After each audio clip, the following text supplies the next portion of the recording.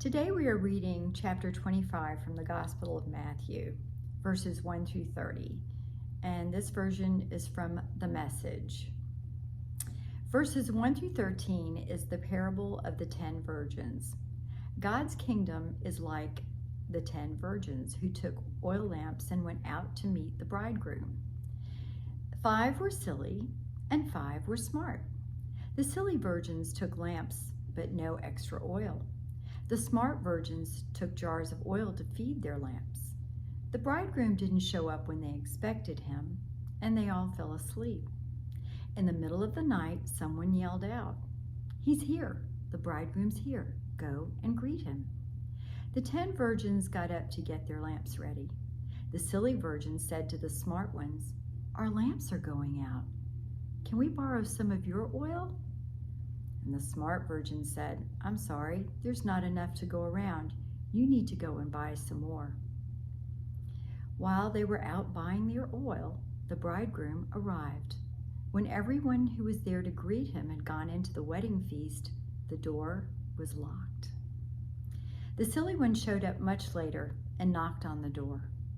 "Master," they said, "we're here. Let us in." The master answered, "Do I know you? I don't think I know you." What does the oil represent, and why didn't they share it? The oil represents faithful, active, obedient discipleship. That's why it can't be borrowed from others.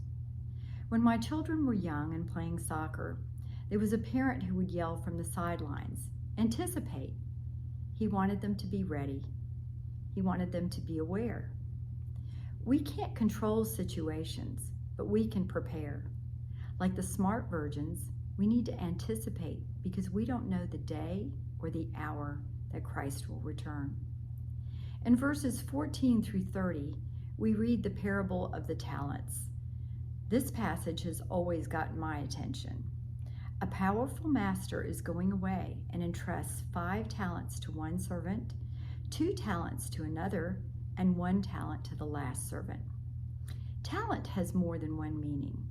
It can be a measure of money, as it was in Jesus' day, or it can be a God-given gift, a spiritual gift. When the master returns to settle the accounts, the first servant tells him that he has made 5 more talents, to which the master replies, "Well done, good and faithful servant. You were faithful over a few things. I will put you in charge of many things." The servant with 2 talents tells him that he has earned 2 more talents.